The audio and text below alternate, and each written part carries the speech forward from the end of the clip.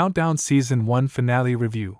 All bad things must come to an end. 10 weeks of a flimsy premise, meandering stories, and lackluster characters finally come to an end in the season finale of Countdown. Based on what we've seen thus far, I didn't have high expectations for the finale. We knew there was no way for the show to wrap up Todd's storyline in 3 episodes, so they had to leave us with a cliffhanger. And for the most part, Countdown Season 1, Episode 13. Your people are in danger.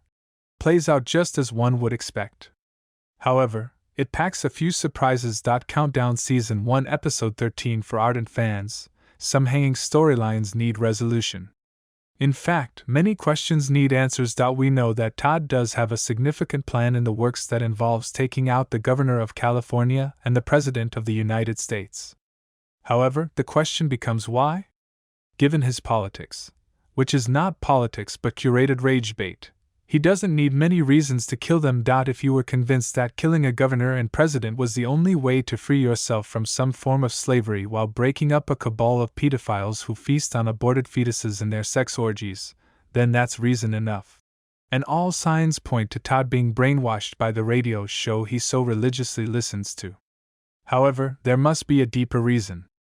Did he become traumatized in the line of duty, and he never sought help? Surely that drivel could not have radicalized him, no matter how insane it all sounds. If that were the case, rural America and part of its cities would be crawling with homicidal maniacs, given the type of rhetoric paraded on news stations like Fox News. In his prime, Tucker Carlson was the most watched political commentator on cable television. His pseudo-truths used to hide blatant lies appealed to millions all over the country. Countdown Season 1 Episode 13 and like Randy Menken, host of Truth to Power Hour, he never believed the poison he was pumping into the nation. He only wanted the ratings and a bigger paycheck. How people can't see through this nonsense remains foreign to me. Where personal arcs are concerned, Countdown assumes that the other characters stopped existing after that finale that wasn't a finale. However, we get some focus on the Meachum and Oliveras of it all, to no one's surprise. This relationship is confusing. It doesn't work as a slow burn or enemies to lovers, continuing one of the show's primary weaknesses, its inability to commit.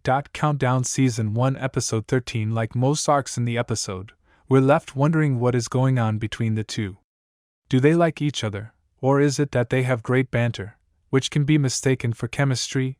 Even after that awkwardly funny interaction in the office, we're left wondering if Meachum and Oliveras have feelings for each other or if it's all just a joke. And for Oliveras' sake, I hope it's just a joke, because she'd be pretty stupid to fall for a man she knows has commitment issues. She clocked him in their first interaction, and I hope she didn't lose her mind between then and now. Shepard also receives some focus as the show delves into the pointless storyline with her sister.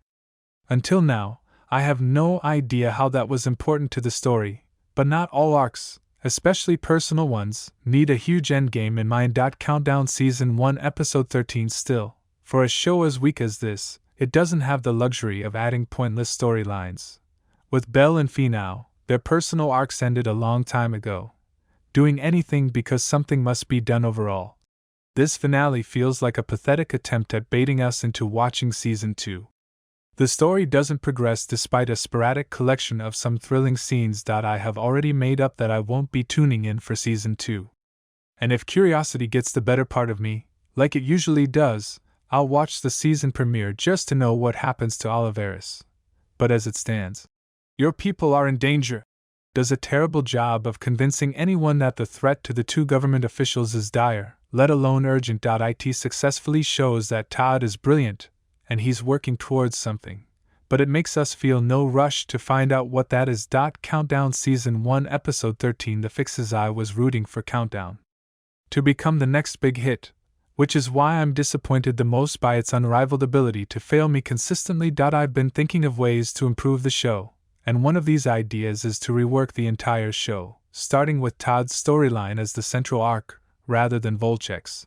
There is a lot of meat to this radicalization storyline, and with the current political climate in the US, that could make for a thrilling storyline. However, in Trump's world, every creative is editing themselves to appease this crowd, which makes me unsure how far Haas would have been willing to go. Countdown Season 1 Episode 13. But as it stands, Countdown feels like a show, alright. A show that we'll have forgotten by December. There are far too many shows for anyone to make something that feels like everything else. Over to you, Countdown fanatics. What did you think?